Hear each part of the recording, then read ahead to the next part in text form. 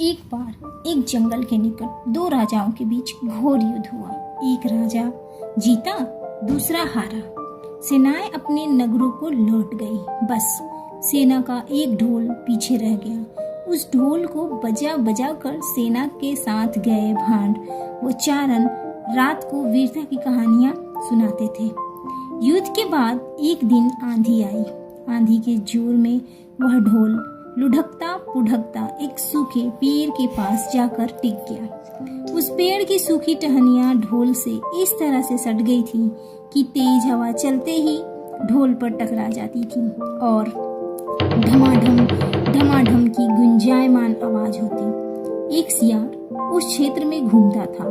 उसने ढोल की आवाज सुनी। वह बड़ा भयभीत हुआ। ऐसी अजीब आवाज बोलते पहले उसने किसी जानवर को नहीं सुना था। वह सोचने लगा कि यह कैसा जानवर है जो ऐसी जोरदार बोली बोलता है, ढमाढम। सियार छिपकर ढोल को देखता रहा, यह जानने के लिए कि यह जीव उड़ने वाला है या चार टांगों पर दौड़ने वाला। एक दिन सियार झाड़ी के पीछे छुपकर ढोल पर नजर रखे था। तभी पेड़ से नीचे उतरती हुई एक गिलहरी कूदकर ढोल पर उतरी। हल्की सी ढम की आवाज भी हुई। गिलहरी ढोल पर बैठी दाना कुतरती रही। सियार बड़बड़ाया, ओह, तो यह कोई हिंसक जीव नहीं है, मुझे भी डरना नहीं चाहिए। सियार फूंक फूंक कर कदम रखता ढोल के निकट गया। उसे सूंघा। ढोल का उसे ना कहीं सिर नजर आया और ना पैर। तभी हवा के झोंके से टहनियां ढोल से टकराईं। ढम की आवाज हुई और सियार उछलकर पीछे जा गिरा। अब समझ आया। सियार उठने की कोशिश करता हुआ बोला, यह तो बाहर का खोल है, जीव इस खोल के अंदर है। आवाज बता रही है कि जो कोई जीव इस खोल के भीतर रहता है वह मोटा ताजा होना चाहिए, चर्बी से भरा शरीर। तभी यह ढम ढम की जोरदार बोली बोलता है। अपनी मांद में घुसते ही सियार बोला, ओ सियारी, दावत खाने के लिए तैयार हो जा। एक मोटे ताजे शिकार का पता लगाकर आया हूँ। सियारी पूछने लगी, तुम उसे मारकर क्यों नहीं लाए?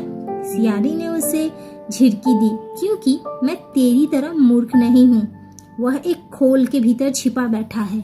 खोल ऐसा है कि उसमें दो तरफ सूखी चमड़ी के दरवाजे हैं। मैं एक तरफ से हाथ डाल उसे पकड़ने की कोशिश करता तो वह दूसरे दरवाजे से न भाग जाता।